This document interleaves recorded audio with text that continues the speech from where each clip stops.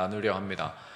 오늘 내일 교회를 들어오시면서 보시게 되겠지만 교회 입구에 성경 필사한 이 필사본 책이 있어요. 정말 두께가 거의 이만합니다. 우리 수석 장로님 회사 원투원 회사의 직원들이 아마 몇 년 전에 했던 필사 같아요. 그 필사를 했다고 하길래 제가 요청을 했습니다. 필사본을 좀 가져와 달라. 그래서 제가 먼저 좀 동기부여를 받고 싶고, 부끄럽지만 저는 아직 성경 필사를 한 번도 못했어요. 우리 교회에 늘 1등으로 오셔서 성경을 필사하시는 분이 우리 김원봉 집사님이세요. 참 늘 감동이 있는데 경험을 해보지 못했으니까 왈가불가할 수 없지만 이렇다 저렇다 제가 듣기로는 성경 필사는 성경을 읽는 것과는 또 다른 차원의 감동이 있다 들었어요. 그래서 저도 사실 몇 번 시도를 했다가 포기한 경험이 있어요. 그런데 이렇게 완성된 필사본을 보니까 다시 좀 동기부여가 돼요. 우리가 여러 방면으로 성경을 사랑하는 어떤 경험을 쌓지만 기회가 된다면 또 여력이 된다면 필사를 해보시면 좋을 것 같습니다. 시작은 전체 필사가 아니더라도 잠언, 사복음서 중에 한 권 또는 시편 이렇게 한번 도전해 보시면 좋을 것 같고, 근자에는 우리 원투원 직원들 전부는 아니지만 희망하는 직원들이 각 시대의 대쟁투를 필사하고 있다라고 들었습니다. 어마어마한 일이라고 보여지는데, 각 시대의 대쟁투는 사실 우리가 지난번 부조화 선지자 묵상을 마치고 읽었어야 할 책이에요. 그런데 소그룹 교재로 다루기에는 어떤 분들에게는 좀 어렵고 또 내용 범위가 굉장히 방대하기 때문에 여러 고민을 하다가 시대 소망을 다시 묵상하게 됐고, 저는 그것이 좋은 선택이라고 지금도 생각합니다. 그러나 여전히 아쉬운 마음은 있어요. 각 시대 대쟁투만이 가지고 있는 또 그 매력과 또 힘이 있거든요. 그런데 그걸 필사한다고 하니까 참 신기해요. 필사하고 또 그 회사 소그룹에서 나눈다고 하는데 잠깐 이렇게 그 소그룹을 엿봤더니 참 좋더라고요. 그래서 저도 혼자 결심해 혼자서 다는 못할 것 같고 이 각 시대 대쟁투 하권 28챕터부터 이 하늘에서 행하는 조사심판인데, 예전에 이 부분부터 따로 책이 나오기도 했어요. 그만큼 우리 재림교회의 어떤 특별한 그 신학, 종말 신학을 잘 담고 있는 범위입니다. 그래서 이 챕터 28 하늘에서 행하는 조사심판부터 한번 이번에 필사를 해봐야겠다. 그래서 계산을 해봤더니 이게 끝까지 하면 190페이지예요.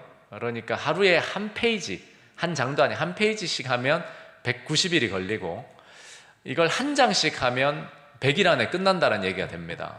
그러면 올해 한 100일 프로젝트로 개인적으로 한번 해보면 좋겠다. 혹시 여러분들도 다는 부담스러우시면 챕터 28부터 이렇게 하루 한 장씩 해나가면 거의 올해 연말이 되면 거의 다 끝나요. 다 끝나지 않더라도 적어도 내년 1, 2월에 다 끝납니다. 그런데 이 내용은 정말로 우리 재림교인으로서 숙지할 내용인데, 앞에서부터 하면 가장 좋아요. 전체적인 내용, 흐름이 어떻게 이어져 왔는지를 알 수 있으니까.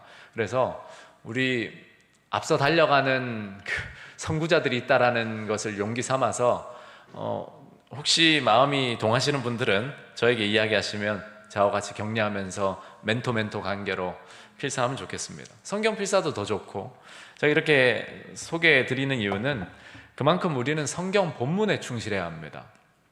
이번 시대의 소망 묵상해 나가는 가운데서도 제가 여러분들께 미션을 좀 드리려고 해요. 어떤 챕터가 되면 그 챕터에서는 성경 본문을 묵상하고 나누는 것을 여러분들께 미션을 좀 드리려 합니다. 이미 우리 시대의 소망은 묵상해 오신 분들도 있고 또 개인적으로 충분히 묵상하시고 읽으십시오. 그러나 그 묵상 범위가 담고 있는 사실은 본문이죠. 본문에서 그 묵상이 나온 거니까 그 본문을 묵상하면서 여러분들이 받은 감동을 나누는 그러한 기회들을 이번 시대의 소망 묵상 전체 기간 속에서 꽤 많이 제가 좀 도전을 드리려 합니다. 마음의 준비를 좀 해주시면 감사하겠습니다. 어쨌든 성경 본문을 사랑할 수 있는 기회가 찾아왔습니다. 출애굽기죠. 이 출애굽기는 참 감동적이면서도 어쩌면 정말 어마어마한 책입니다. 여기에 우리 재림교회든지 기독교든지 신학이 다 담겨 있다고 해도 과언이 아니에요. 자, 그 전에 우리가 이러한 성경을 사랑하고 연구한 학도로서 그 마음이 삶으로 실천되어지게 하는 일, 바로 TMI입니다. 상식적으로 혹 모르시는 분들을 위해서 언급하고 넘어가면, TMI라는 것은 요즘 젊은이들이나 현대사회에 많이 사용되는 말인데, 그 TMI와 여기 TMI는 전혀 다른 뜻입니다. 현대사회에서 또 SNS에서 젊은이들이 많이 사용하는 TMI는 Too much information이라고 해서 너무 많은 정보, 너무 많은 이야기, 부정적인 의미에서 해학적으로 이렇게 쓰는 신조어 같아요. TMI. 물론 영어권에서는 원래 있는 관용어입니다. TMI. 그런데 우리 재림교회에서 사용하는 TMI는 모든 성도들이 이 선교에 동참한다라는 의미로서 제가 지금 정확히 기억이 안 나는데 토탈 미션 인볼브먼트였는지 아무튼 멤버스, 감사합니다. 너무너무 훌륭해. 역시 남수석 집사님. 거기 나와 있어요? 죄송합니다. 여기는 있네요. 23페이지 Total Member Involvement, 모든 교인이 관여한다, 참여한다라는 의미로 TMI입니다.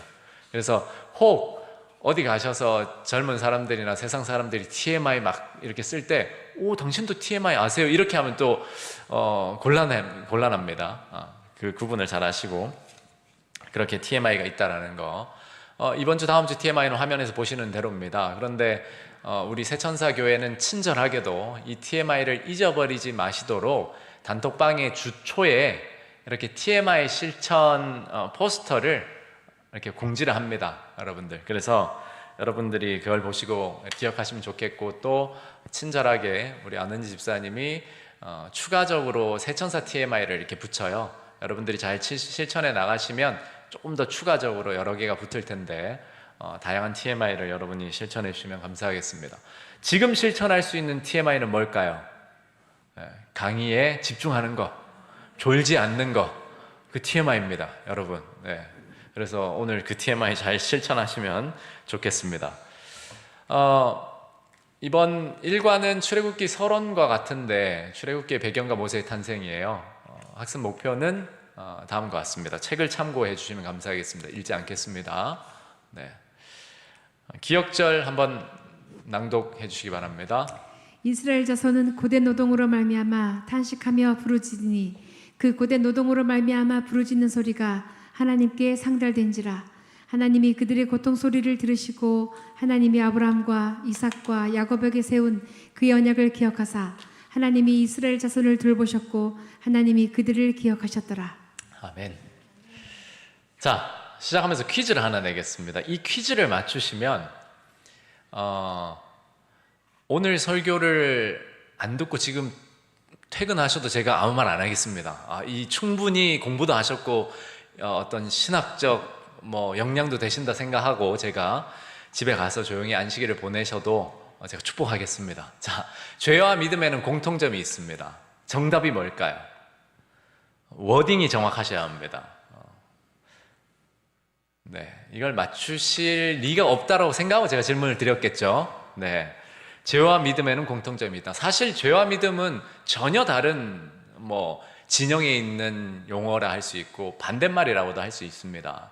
그런데 어떻게 공통점이 있을 수 있을까? 죄와 믿음의 공통점. 힌트는 이번 이 교과 내용과 관계가 있어요. 이미 맞출 의지도 없고 별 관심도 없다라는 전자에 제가 답을 제시하면 떠남입니다. 떠남. 죄와 믿음의 공통점은 다 떠나는 거예요. 그러면 죄는 무엇을 떠나는 거죠? 하나님을 떠나는 겁니다. 죄는 하나님을 떠나게 돼 있어요. 믿음은 무엇을 떠나는 겁니까? 죄에서 떠나고 내 생각에서 떠나고 내 판단에서 떠나고 또 죄된 세상 사단의 지배에서 떠나는 겁니다. 공통점이 맞습니까? 맞아요. 죄와 믿음의 공통점. 그래서 생각해 보면 아담과 하와가 범죄했을 때 에덴 동산을 떠나야 했습니다. 물론 그들의 의지로 떠난 건 아니지만 그들의 선택 때문에 떠나게 됐어요. 죄는 그런 거예요. 죄를 지으면 반드시 떠나게 돼 있습니다. 하나님의 보호하심 안에서 떠나게 돼 있고 또 행복한 삶에서도 떠나게 될 수 있어요. 궁극적으로는. 그러니까 우리가 죄를 짓는다고 하는 것은 떠난다라는 개념, 안정된 하나님의 보호 아래서 떠나는 것이고 자기를 스스로 자기 삶을 살아내려고 하는 그런 선택들이니까요. 그런데 믿음도 떠나는 거더라고요. 여기 사진, 우편의 사진은 누굴까요? 아브라함입니다. 아브라함은 갈대아 우르를 떠났어요. 당시에 가장 큰 문명, 가장 많은 편리를 누릴 수 있고 가장 큰 혜택을 누릴 수 있고 어쩌면 가장 큰 번영을 경험할 수 있는 그 메소포타미아 문명, 그곳에서도 가장 발전된 도시라 할 수 있는 갈대아 우르를 떠났어요. 그러나 영적으로 보면 단순히 장소의 이동이라기보다 무엇을 떠난 것이죠?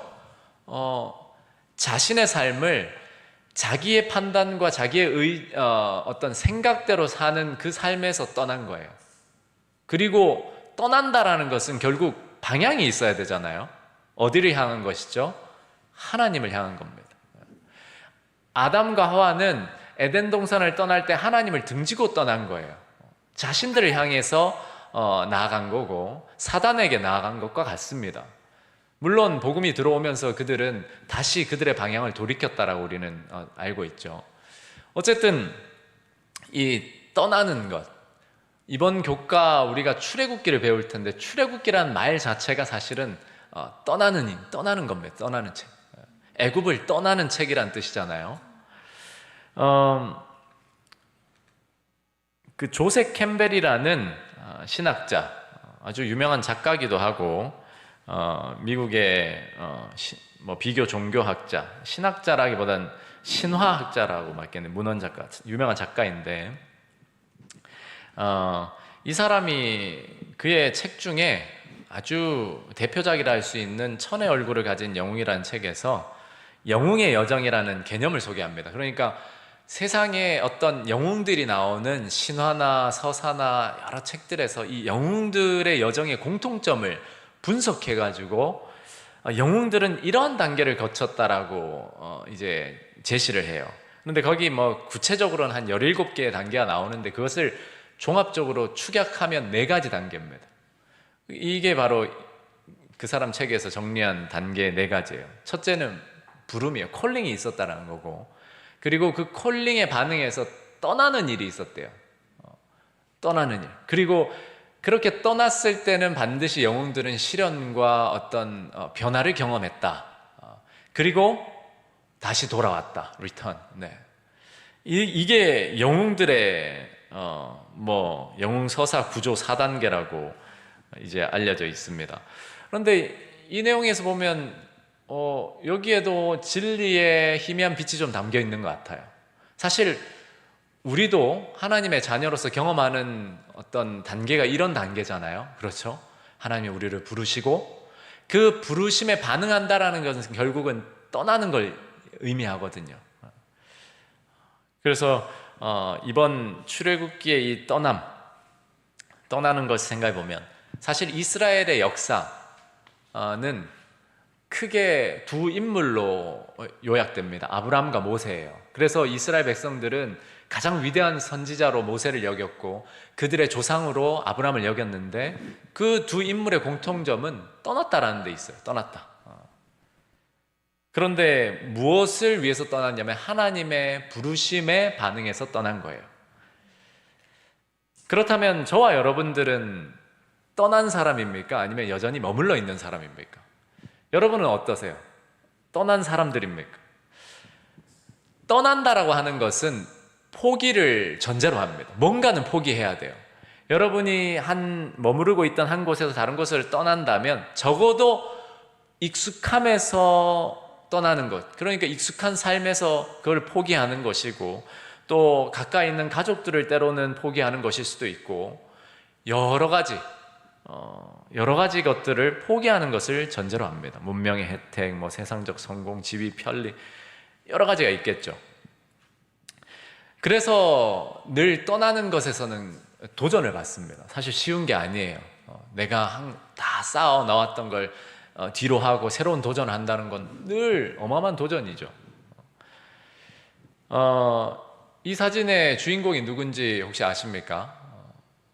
소크라테스입니다. 소크라테스. 그가 이 독이 든 성배를 당당하게 마셨던 그 장면을 이렇게 그린 장면인데, 이 장면을 이야기할 건 아니고, 소크라테스의 이야기 중에 한 유명한 일화가 있습니다. 그가 이 제자들과 함께 거리를 거니면서 철학을 가르치고 제자들을 이제 수업하는 중에 그렇게 길을 걷다가 한 번은 이제 사창가를 지나게 됩니다.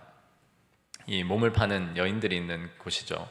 그 사창가를 이렇게 지나는데 지나고 있는데 자기가 정말 사랑하는 제자가 그 사창가에서 이렇게 나오다가 선생님하고 딱 눈이 마주친 거예요. 이 소크라테스와.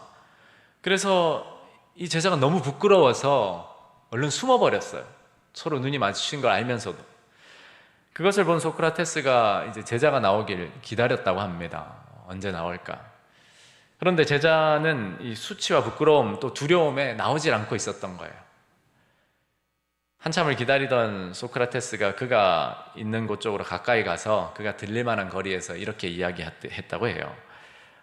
사랑하는 내 아들아, 거기로 들어가는 것은 수치스러운 일이지만 거기서 나오는 것은 명예로운 일이다. 그러니 주저 말고 속히 나와라. 여러분, 하나님은 우리를 부르시고 우리에게 떠날 것을 요구하십니다. 그런데 우리는 늘 그 부르심에 반응하는 것을 힘들어해요. 저도 힘들어요. 왜냐하면 익숙함에서, 편리함에서, 또는 내가 쌓아온 많은 것을 포기하고 떠나야 하거든요. 그러나 하나님께서 우리에게 약속하신 것은 당장 그곳을 떠나는 것은 정말 큰 희생을 치르고 불편함을 자초하는 일 같지만, 하나님이 부르신 그 부르심을 따라 떠나는 일에는 언제나 가장 분명한 행복과 번영과 또 영광이 기다리고 있다는 사실을 우리는 믿어야 합니다. 그래서 저는 이번 교과를 여러분과 함께 공부하면서 우리는 정말 떠난 사람인지, 하나님의 부르심에 반응한 사람인지를 돌아보면 좋겠고, 만약에 우리가 여전히 머물러 있는 사람이라면, 하나님이 부르시는 그 부르심에도 여전히 주저하고 있는 사람이라면 이번 출애굽기를 공부하면서 떠날 수 있는 용기와 힘을 얻으면 좋겠습니다. 사실 이 출애굽기는 1장 1절을 보시면 애굽에서 시작해서 그 마지막 장 40장 30절 8절까지 가보시면 성소로 끝납니다. 성소로. 그러니까 출애굽기는 애굽을 떠나서 하나님을 만나는 그 만남의 장막, 성소가 만남의 장막이잖아요. 그 만남의 장막으로 들어가는 이야기이고, 죄인이 의로우신 하나님과 만나는 역사를 기록한 책입니다. 이러한 내용들이 잘 정리되어 있는 책이 우리 교회도 좀 보이던데, 임봉경 목사님이 쓴 그 구약 다시 읽기 이런 책 개요에 이 출애굽기에 이 내용이 잘 나와요. 그것을 도표로 좀 정리해 보면 출애굽기의 구조 자체가 떠나는 것으로 시작해서 율법이 반포되고 그리고 성소가 세워지는 것으로 이렇게 스토리가 전개돼요. 그것을 의미로서 구분해 보면 이 앞부분 3분의 1 부분은 하나님의 능력이 나타나죠. 이 애굽에 내린 열재앙이나 홍해를 가르신 일들이나 그런 내용들, 그리고는 시내산에서 율법이 반포되는 그 과정, 그리고 이스라엘 백성들이 금송아지를 만들고 범죄하고 다시 모세의 중보로 용서를 받고 하는 그 가운데서는 하나님의 품성이 증거됩니다. 그리고 성소가 세워지는 일에서 하나님과 함께하는 삶, 하나님의 임재를 경험한 삶이 나머지 내용을 차지하고 있어요. 그래서 그 모든 세 가지 구분 속에서 우리의 영역을 생각해 보면 늘 선택이 요구되는 겁니다. 떠날 거냐 말 거냐. 하나님의 부르심에 반응할 건지 말 건지. 그 부르심에 반응하고 나면 하나님은 우리에게 책임을 부여하십니다. 떠난 삶은 그냥 알아서 사는 삶이 아니라 하나님이 요구하시는 삶을 살아야 할 책임을 부여받아요. 그 책임을 충실히 따르는 자들에게 하나님은 그분 자신을 우리에게 주시는 특권을 얻게 하십니다. 이게 전체 출애굽기의 구조입니다.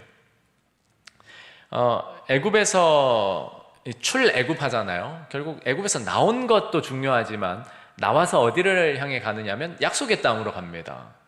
그런데 그 약속의 땅으로 가는 길이 세 가지 길이 있어요. 그 당시에도 분명히 출애굽기 이야기에도 나옵니다. 하나님께서 사실은 바닷길, 가장 빠른 지름길이라고 할 수 있는, 왕의 대로라고 할 수 있는 비아 마리스, 그 바다의 길이라고 불려지는 그 길이 있어요. 그러나 그 길로 보내지 않으시고 우회해서 홍해를 지나서 시내 쪽으로 돌아가는 길을 부르세요. 총 3개의 길이 있는데 하나는 바닷길이고 하나는 향로고 하나는 노예의 길이라 불리는 홍해 길입니다. 이 3가지 길 중에 하나님께서 이스라엘 백성을 홍해의 길로 인도하셨다는 사실은 우리에게 영적인 교훈을 주고 있죠. 결국 하나님이 우리를 떠나게 하시고 그분이 약속하신 땅으로 이끄시는 그 과정에서 우리에게 요구하시는 게 뭐냐면 믿음과 순종입니다. 그래서 노예의 길로 인도하시는 거예요. 만약에 바다의 길로 인도하셨다면 하나님이 말씀하신 대로 거기에는 전쟁이 있는 곳이니까 우리의 능력을 요구하시겠죠. 너희들이 싸워 이겨라. 그러나 홍해의 길은 바다를 가로질러 가야 하니까 우리 힘으로는 아예 할 수 없는 일입니다. 하나님을 신뢰하고 그분의 능력을 믿고 순종하는 그 길이에요. 결국 출애굽기가 오늘날 우리에게 어떻게 적용되어야 하냐면 요한계시록을 우리가 공부하면 이제 또 배우게 되겠지만 결국 이 영적 바벨론에서 나오라는 것이 마지막 세상에 외쳐지는 세천사의 기별의 핵심이잖아요. 우리도 그 기별에 반응하는 사람들입니다. 결국은 출애굽했던 이스라엘 백성처럼 우리도 출바벨론, 출세상해야 할 사람들입니다. 그런데 우리가 어떻게 반응하고 있는지를 점검해 봐야 한다는 것이죠. 영적 떠남은 분명 위대한 사건이고 명예로운 일입니다. 이 마지막 시대에 또 한 번 거대한 떠남, 곧 영적 출애굽, 출바벨론 사건이 있을 것인데 저는 이번 3기 교과를 통해서 우리가 그 영적 떠남에 동참하고 하나님을 깊이 만나는 그 특권을 누리게 되기를 간절히 소망합니다. 이것이 이제 전체 개론이라 할 수 있겠고 이제는 본문을 이 책의 내용을 빠르게 좀 살펴보겠습니다. 일요일 소지로 보시면 출애굽기는 히브리어로 쉐모트라 불린다. 그러니까 우리는 출애굽기라 부르지만 히브리인들은 이 책을 쉐모트라 불렀어요. 그 이유는 히브리인들의 사상에는 그들의 방식은 책의 첫머리에 나오는 단어나 구절을 책의 이름으로 따는 거거든요. 우리도 찬미가 제목을 정할 때 첫머리를 제목으로 정하듯이 바로 그런 개념입니다. 어려울 건 없어요. 그래서 창세기는 브레시트라는 말이 나와서 태초에 제네시스라는 제목을 가지고 있게 된 거죠. 그런데 책의 내용 중에 제가 이 책의 저자나 번역자보다 뛰어나지 않고 똑똑하지 않지만 좀 아쉬운 게 있었어요. 출애굽기의 이름은 첫 단어로 이게 처음 기록된 단어가 아니고 사실 그 원어 성경을 보면 저도 원어 성경을 가지고 있지만 이름들 쉐모트가 먼저 나오지 않습니다. 비엘라라고 하는 그리고라는 단어가 먼저 나와요. 그래서 사실 이 번역을 좀 바꿔야 해요. 제가 영어 원문으로 봤더니 영어에는 제대로 돼 있는데 여기는 조금 오역이 돼 있더라고요. 그래서 이렇게 좀 수정해야 합니다. 출애굽기는 그리고 이것들은 이름들이다로 야곱의 가족의 이름을 열감을 시작한다. 이렇게 시작돼요. 그래서 처음 기록된 단어는 이름들이 아니에요. 그러나 그 내용 구절상 이름들이 나오기 때문에 출애굽기의 이름을 쉐모트 이름이라고 불렀던 겁니다. 요 정도는 이제 혹시 나중에 혼동하시면 안 되겠습니다. 어쨌든 일월 소지의 핵심은 창세기에 맞춰지는 것이 요셉의 죽음이잖아요. 그리고 그 야곱이 그 애굽 고센 땅으로 이주한 다음에 거기에서 이제 번성하기 시작하는데, 소수에 불과했던 이스라엘, 그러니까 야곱의 후손들이 그 애굽 땅에서 번성하고 온 땅에 가득하게 되는 그 과정, 그리고 그럼에도 요셉을 모르는 그 바로 왕이 나타나서 이스라엘 백성들을 압제하고 또 핍박하고 노동을 강요하는 그 과정에서도 상황이 절망적이었지만 하나님이 그들에게 번영을 주셨다라는 거예요. 그 내용을 일요일서지가 강조하고 있습니다. 그런데 참 의미 있는 사실은 일요일서지의 영적 교훈 부분에 나오는 바로가, 그러니까 이집트 왕이 이스라엘 백성을 압제했던 이유입니다. 이걸 한번 읽어봐 주시면 감사하겠습니다. 이스라엘은 애굽에서도 번영하고 부유하였으며 하나님께 충실한 사람들은 그들의 가마를 널리 끼쳤다. 우상을 숭배하던 제사장들은 새 종교가 인기를 끄는 것을 보고 불안에 쌓였다. 그들은 하나님께 대한 적개심을 가진 사탄의 선동을 받고 새 종교의 빛을 꺼버리려고 노력하였다. 장래 군주가 될 자의 품성을 꼴짓고 히브리 백성을 잔인하게 취급하고 압제하게 만든 것은 하나님께 대한 이 같은 단호한 반대의 정신과 우상 숭배의 열정이었다. 네, 그러니까 이스라엘 백성들을 압제했던 것은 결과적으로 사단이 그렇게 하나님의 백성들을 압제하도록 그런 정신을 불어 넣었다라고 할 수 있는 겁니다. 그런 상황에서도 하나님께서는 이스라엘 백성들을 번영케 하셨고 그분의 신실한 약속을 성취해 가셨습니다. 월요일 서지에는 역사적인 배경이 나와요. 이 시대가 언제인지. 물론 고고학적으로 역사적으로 이것이 정확하지는 않습니다. 여전히 여지가 남아있는 부분이 있어요. 그러나 이 해석이, 이러한 추측이나 이러한 설명이 가장 적합하고 신뢰할 만한 설명이긴 합니다. 요셉을 알지 못하는 새 왕이 나타났다 했을 때 그 왕은 아모세라는 왕이에요. 그러니까 바로라는 말, 파라오라는 말은 이름이 아니라 그 왕좌의 명인데 왕의 명, 직명이라고 할 수 있죠. 그런데 그 바로 왕의 이름이 아모세, 아멘호텝, 투투모세 이런 이름들을 가지고 있었던 거예요. 그래서 애굽의 그 모세, 출애굽기를 배경으로 한 이 배경은 18왕조라고 불려지는 이집트의 왕조의 역사였습니다. 요셉을 알지 못하는 새 왕은 아모세였고, 그리고 이스라엘 백성을 두려워하고 압제했던 통치하는 그 이후에 아멘호텝 1세였어요. 그러면 요셉이 애굽의 총리가 되었을 때 왕은 누구였냐 하면 힉소스라는 애굽의 왕이었고 그 출신이 셈족이었습니다. 설명을 길게 할 필요는 없지만 원래 이집트 본토인이 계속 왕이 되었다가 셈족, 노아의 후손이죠. 그리고 이스라엘 백성들의 뿌리라고 할 수 있는데 그 셈족 출신의 힉소스 왕조가 이 애굽의 왕권을 차지하게 된 거예요. 그러니까 우리나라로 비유하자면 대한민국 출신의 대통령이 아니라 이민족, 다른 민족의 뿌리를 둔 그 사람이 대통령이 된 거죠. 우리나라 시민권 얻고 대통령이 된. 여기서는 이제 침략이 있었고, 그래서 사실은 요셉이 총리로 이제 등극할 수 있었던 이유도 바로 그러한 출신의 배경, 힉소스 왕조가 같은 셈족이었기 때문에 더 우호적으로 그렇게 채용할 수 있었을 것이라고 생각하는 거예요.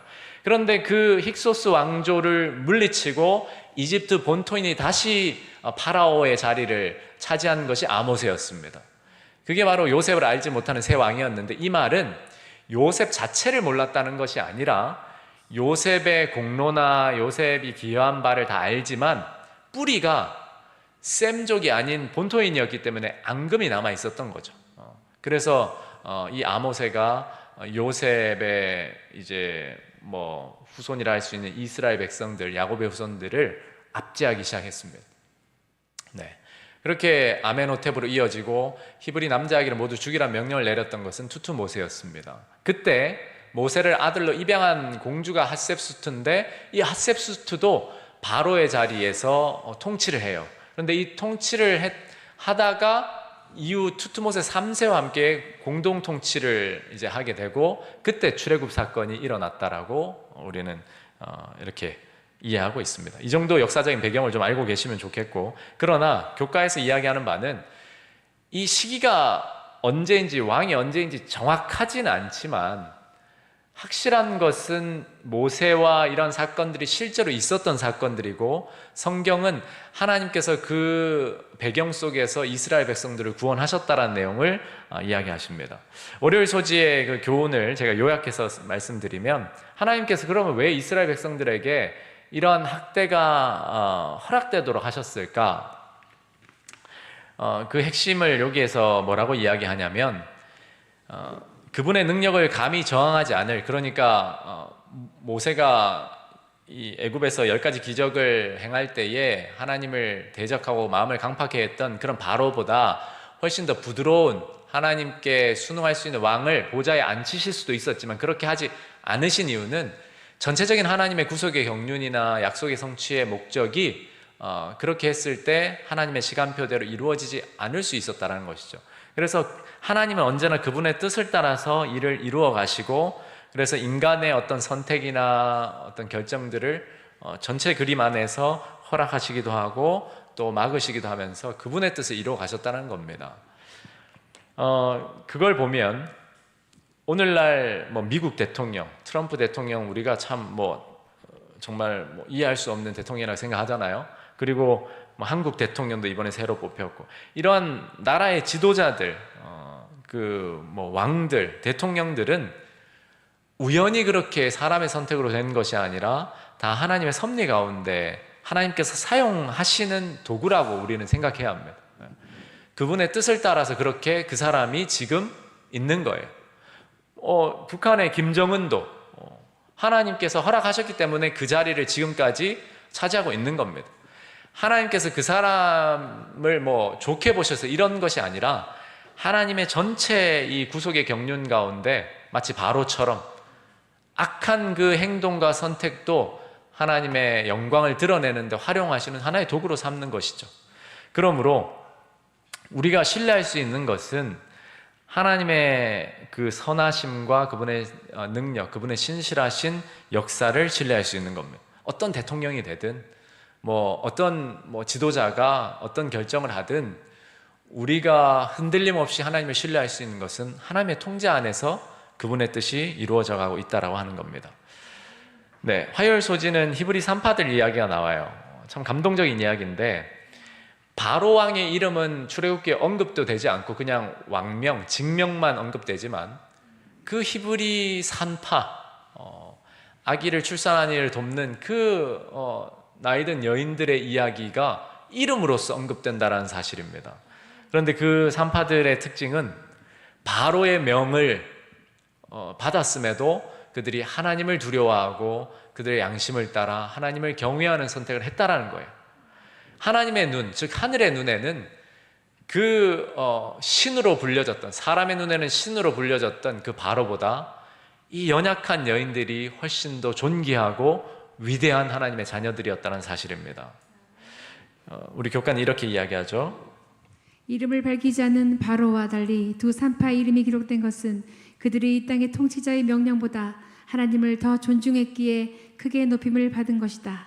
네, 사람의 명령보다 하나님의 명령을 더 두려워하고 경외한 신앙으로 인해서 공동체가 축복을 받습니다. 이스라엘 백성들이 더 번영하잖아요. 여러분, 우리가 마지막 때에 외쳐야 할 기별이 세천사의 기별이고 우리가 먼저 순종해야 할 기별도 바로 그 기별인데 단순합니다. 사람보다 하나님을 두려워하고 하나님을 경외하라는 거예요. 마지막 시대의 큰 위협, 계시록 13장에 보면 짐승의 우상에게 경배하지 않는 자는 몇이든 다 죽이게 하는 그런, 마치 출애굽 당시에 직전에 바로가 명했던 그런 명령처럼 우리를 위협하는 명령이 내려질지라도 우리가 궁극적으로 두려워하고 경외해야 할 분은 오직 하나님이시라는 사실을 기억해야 합니다. 일요일 휴업령이나 짐승의 표도 같은 본질이에요. 같은 문제를 다루고 있습니다. 결국 누구를 두려워하고 경외하며 예배할 것인가의 문제를 담고 있습니다. 수요일 소지에는 모세 이야기가 나오는데요. 참 재밌는 표현이 나와요. 2장 본문 1절 2절에 보시면 모세 엄마가 모세를 낳았는데, 아기를 낳았는데 어땠다고요? 잘생겼대요. 너무 잘. 이게 우스운 표현 같지만 세번역 성경 꽤 원어적으로 잘 번역했다라고 여겨지는 번역에도 보면 이렇게 번역해요. 그 아이가 하도 잘생겨서 남이 모르게 석 달 동안이나 숨겨 길렀. 그만큼 이게 뭐 원어적으로 아주 틀린 말이 아니라는 거예요. 그러나 교과를 공부하시는 분은 아시겠지만 사실 이 번역은 좀 아쉬운 번역이죠. 그래서 우리 과거 개역 한글 성경에는 뭐라 번역되어 있죠? 준수하였다, 준수하다는 표현이 나와요. 영어 번역에는 beautiful이라는 이 단어로 번역되어 있는데 사실 구약 성경에 잘생겼다라는 표현은 다른 표현이 있어요. 우리가 구약 성경 인물 중에 잘생긴 인물로 하면 압살롬을 우리가 떠올리잖아요. 그런데 압살롬 같이 아름답다 할 때, 잘생겼다 할 때 표현은 히브리어로 야페라는 말입니다. 야페. 그런데 모세가 잘생겼다 했을 때는 그 표현이 야페가 아니에요. 토브입니다. 토브. 그 토브는 교과 내용에도 나와 있지만 어디에서 처음 사용된 단어죠? 창세기 1장에 하나님이 천지를 창조하실 때 하루하루 창조하시고 보시기에 좋았더라 라고 하는 그 말이 토브입니다. 참 좋았다, 굿, 아주 바람직하고 모든 것이 아주 꼭 알맞고 보기에 좋다. 그러면 이 모세 어머니가 모세를 낳고 뭘 봤을까요? 이 잘생긴 것 이상의 무언가를 봤으니까 이 모세를 따로 이렇게 숨기지 않았을까요? 물론 모든 어머니들이 모세를 그 당시에 자기 아들을 숨기고 살리려고 했겠죠. 그런데 어쨌든 이 모세를 낳은 모세 어머니가 모세를 보고 뭔가 특별한 것을 깨닫고 감명을 받았다라는 거예요. 무엇을 떠올렸을까요?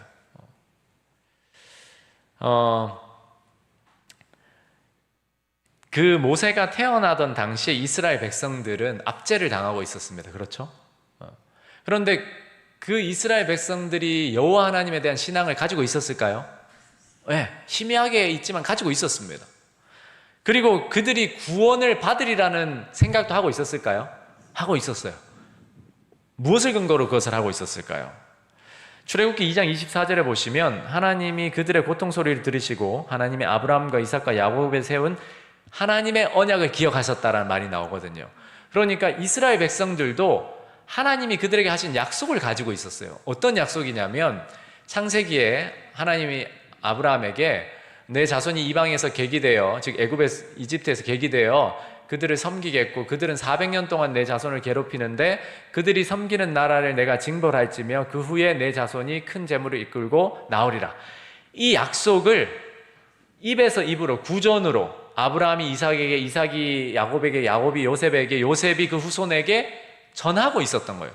그러니까 사실 미리암이나 그 당시의 사람들은 하나님께서 그들을 구원하시겠다라는 약속을 이미 알고 있었어요. 희미하게나마. 그리고 언제 구원하실 것도 알고 있었을까요? 알고 있었죠. 대략. 그러니까 그들이 압제되었던 그들의 조상이나 이전 시대를 계산해 봤을 때 하나님의 구원이 나타날 시기가 거의 이르렀다는 걸 알고 있었던 거예요. 어떤 면에서 좀 더 넓게 적용해 보면 그들이 예언을 이해하고 있었고 하나님의 약속을 붙들고 있었다는 겁니다. 그 상황 속에서 그가 아이를 낳았는데 그 아이의 얼굴을 보니까 그 마음에 하나님께서 감명을 주신 거예요. 그러니까 연예인처럼 잘생겨서 감명을 받았다라기보다 물론 아주 준수했겠죠. 그런데 그 아이를 낳은 순간 그 아이를 보고 하나님께서 그 마음에 감동을 주셔서 이 아이가 특별한 아이라는 사실을 깨닫게 되고 그 깨달음은 무엇으로 이어졌냐면 하나님이 그들을 구원하실 것이라는 약속의 말씀을 떠올리게 했던 거예요. 그래서 어떻게든 이 아이가 하나님의 구원에 쓰임을 받을 수도 있겠다라는 생각으로 살려보려고 했던 거예요. 바로 그런 맥락에 있었던 겁니다. 이 모세가 그렇게 하나님의 도구로, 사람으로 세워지는 과정이 바로 그 토브라는 말로 시작됩니다. 토브. 여러분, 우리도 하나님께서 우리 각자를 보실 때에 어떻게 보신다고 생각하십니까? 사실 성경적으로 말하면 하나님은 우리를 보시면 토브로 보십니다. 토브. 물론 그 우리라는 전제는 예수님을 믿는 그리스도인들이죠. 결국 하나님께서 우리를 보실 때 잘생겨서 감명을 받으시는 게 아니라 예수님을 믿음으로, 연약하지만 믿음으로 붙들고 있는 우리를 보실 때 하나님은 톱으로 보세요. 그것은 하나님이 이루실 약속을 성취하는 일에 협력할 사명자들로 보신다라는 거예요. 모세의 어머니가 모세를 보면서 무언가 그에게 특별한 사명이 맡겨질 것임을, 그리고 하나님께서 그를 통해 역사하실 것임을 기대하고 기도하고 하나님을 두려워하는 마음에 모세를 살리려고 애썼듯이, 여러분, 하나님께서 우리를 그렇게 심히 좋았더라라는 표현처럼 우리를 그분의 사명자들로 보십니다. 그래서 우리 각 사람은 오늘날 이 시대에 하나님의 종들이고 하나님의 일꾼들이라고 할 수 있어요.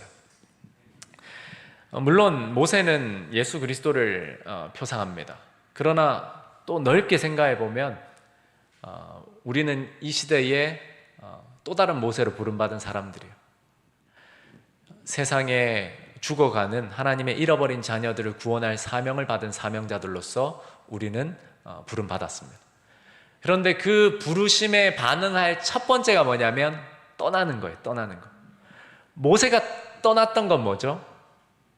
자신의 왕위, 그러니까 이집트에서 성공할 수 있고 성공이 보장된 그 자리를 떠났던 거예요.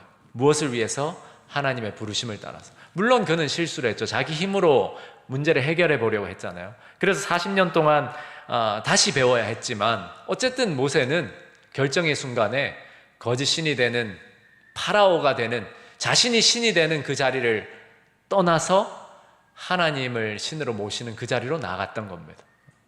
그것이 미디안 광야였고, 그것이 40년 광야 생활이었고, 약속의 땅을 향해서 가는 길이었어요. 저는 우리 각자가 예수 그리스도, 모세로 표상되는 예수 그리스도를 믿는 사람들로서 분명히 죄에서 떠나야 한다라고 생각하고 있어요. 여러분들이 다 그렇게 떠난 사람들이에요.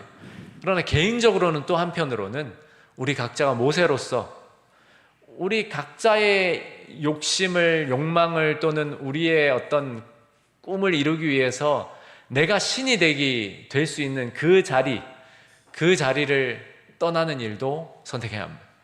이 떠남은 인생에 한 번 떠나는 일이기도 하지만 매 순간 떠나는 일이기도 해요.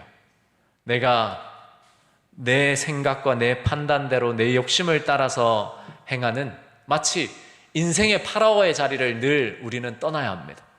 매일 아침 말씀을 열어서 내가 파라오가 되는 것이 아니라 여호와 하나님을 섬기는 자로서 거룩한 자아 또는 영적 출애굽의 경험을 우리가 매일 하면서 살아야 한다는 거예요. 그리고 예언적으로 우리도 약속을 받은 사람들이잖아요. 예수님이 다시 오신다, 구원자 되시는 예수님이 곧 온다라는 그 사실을 기억하고 오늘날 우리가 해야 할 일은 우리 각자의 삶의 영역에서 하나님의 나라로, 하나님을 만나는 그 만남의 장소로 나아가는 떠남을 경험해야 합니다. 저는 우리 모든 새천사 가족들이 이번 3기 출애굽기를 함께 묵상하고 공부하면서 떠나게 되는 그러한 축복을 다 얻게 되기를 간절히 소망합니다. 죄를 지으면서 하나님을 떠나는 것이 아니라 하나님을 신뢰하면서 죄를 떠나고 또 참된 하나님의 약속을 향해 떠나게 되시는 저와 여러분들 되시기 바랍니다. 결론을 읽어주시면 마치겠습니다. 출애굽기는 우리가 경험하는 실제적인 투쟁과 시련에 대해 말한다. 이스라엘은 학대 가운데 번성했고 소망이 없는 중에도 주님은 그들을 인도하고 계셨다. 사탄은 대적하며 시련을 주지만 믿음을 선택한 여인들을 통해 하나님은 역사하시고 또 그들에게 복을 주셨다. 애굽의 높은 자리에 있던 모세의 계획이 어그러진 것 같이 보일 때도 그를 부르신 하나님은 더 좋은 계획을 가지고 계신다. 사탄은 인류를 시험하고 공경에 처하게 하지만 하나님은 구하시며 우리에게 은혜를 주신다. 아멘. 우리 함께 말씀을 나누는 시간을 좀 가질까요? 우리 각자가 하나님의 인도하심을 따라 떠나야 함에도 떠나지 못하고 있는 삶의 영역이 있다면 이야기해 봅시다. 그 이유는 무엇이고 어떻게 우리는 그것을 떠날 수 있습니까? 출애굽기의 마지막이 성소로 맞춰진다는 사실은 우리에게 어떤 영적 교훈을 주고 있는지 생각해 봅시다. 나눔을 마칠 때는 서로를 위해서 기도해 주시기 바랍니다.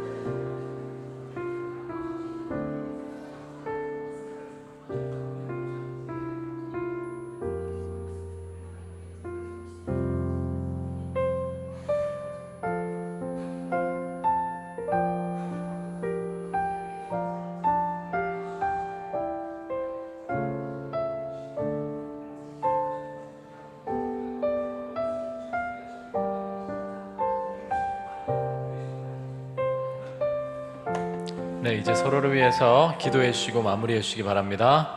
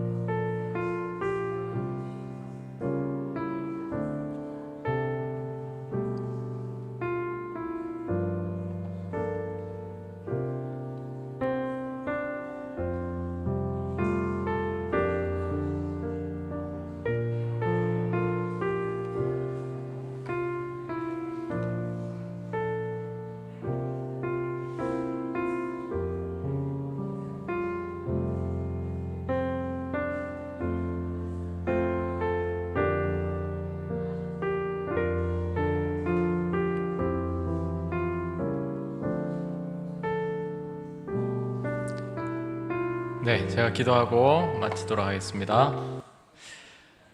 하나님 아버지, 우리의 삶에 예수님을 보내주셔서 감사합니다. 우리를 구원하시기 위해서 예수님은 하늘나라를 떠나셨습니다. 이제 그 구원을 경험한 우리가 예수님을 위해서 우리의 자아의 삶을 또 사단이 지배하는 죄된 세상을 떠나길 원합니다.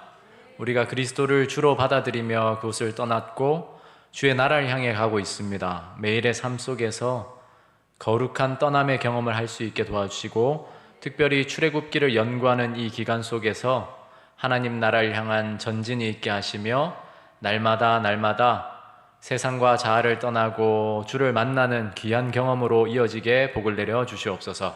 예수님 이름으로 기도합니다. 아멘.